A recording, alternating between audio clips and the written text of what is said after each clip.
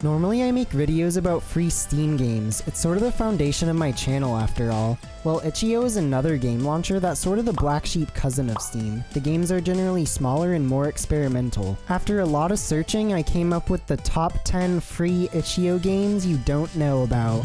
Impostor Hide is a completely original horror game where you play as a crew member who's trying to complete tasks while being hunted by an imposter.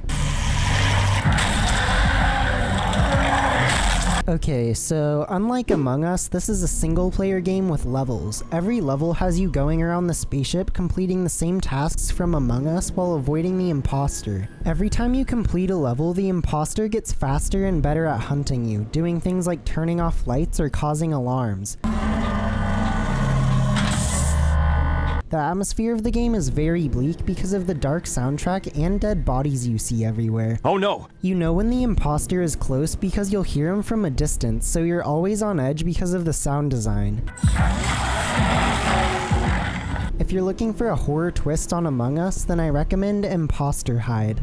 Jelly Drift is a car drifting game with really twitchy but addictive driving controls. You can pick from either race or time attack mode and have to beat your opponent in race mode to unlock the next map for both race and time attack modes. I preferred race mode as I love trying to screw up my opponent to get ahead. Bye bye! Though your opponent can mess you up just as bad. Daddy, no! The controls of the game are really twitchy, but I enjoyed the handling as I got used to them, and had some insane recoveries that made me feel like an absolute god. Deja vu, I've just been in this place before. Higher on the street and I know it's my time to go. As well as new maps, you also unlock new cars that have different stats, such as speed, drift, and stability that have a noticeable effect on your car's handling. If you're looking for an extremely addictive, twitchy racer, then I recommend Jelly Drift. Angerfoot is a first-person shooter where you kick down doors and blast through houses full of enemies. There's a new enemy type added in every chapter that has a unique weapon. When you kill them, you can take their weapon for yourself. Weapons are picked up automatically, which really helps the flow of the game. The gameplay is so addicting because of its fast pace that never lets you go until you complete a chapter. Enemies die in one hit, but you also die really quickly, which keeps fights frantically intense. The sheer amount of style this game has is amazing, from the atmosphere to the music. I love the destructible environments and how enemies ragdoll when they die. If you're looking for an amazingly stylish, fast-paced shooter, then I recommend Angerfoot. Stick It to the Stickman is a roguelite brawler where you fight stickmen to try and get your job back. You have specific attacks that always attack sequentially, so you have to plan how you'll attack according to your next move. You can also activate slow-mo, which recharges every time you hit enemies. Whenever you level up during a run, you'll get upgrades such as new moves, upgrades for existing moves, and general buffs to your character. As you play, you'll permanently unlock new characters which have different passive abilities and character-specific attacks. There's a nice variety of enemies that get harder throughout the run, with boss fights every couple floors. If you're looking for a roguelite game with a unique combat system, then I recommend Stick It to the Stickman.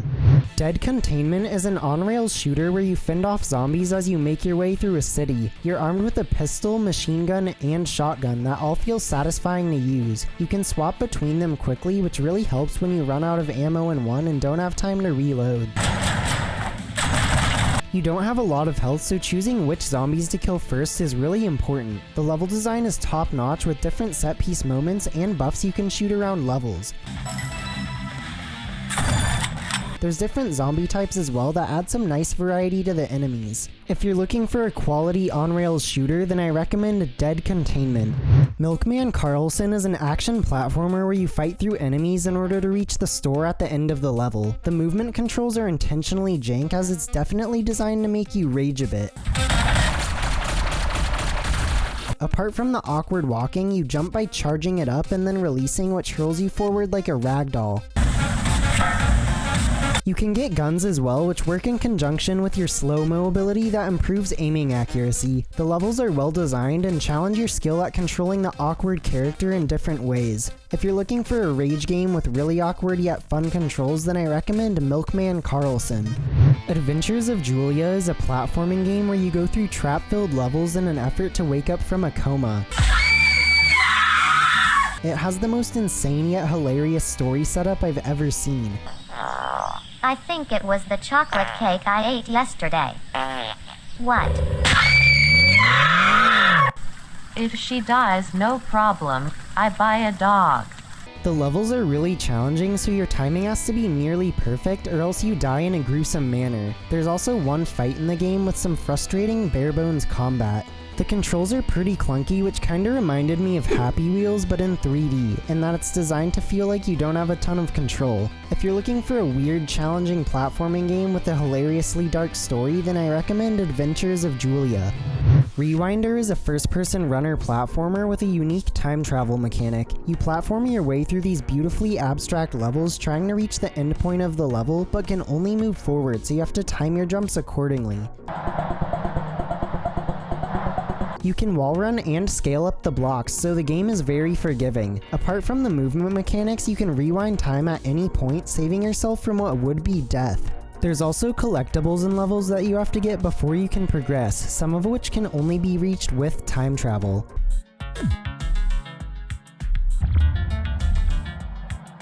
If you're looking for a gorgeously abstract first-person platformer, then I recommend Rewinder. Friday Night Funkin' is a rhythm game where you play as a singer, much like Parappa the Rapper. You use the 4 arrow keys to time your button presses with the arrows when the note lines up with your corresponding arrow key. Everyone's played some sort of variation of this game before, but Friday Night Funkin' pulls it off with style. Every level has you face off against another singer, where you have these amazing back and forth exchanges.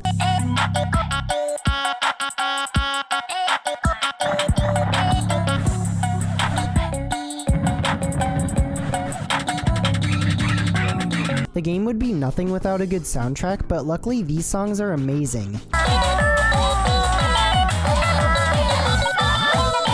If you're looking for a solid rhythm game with a soundtrack that slaps harder than my dictionary, then I recommend Friday Night Funkin'.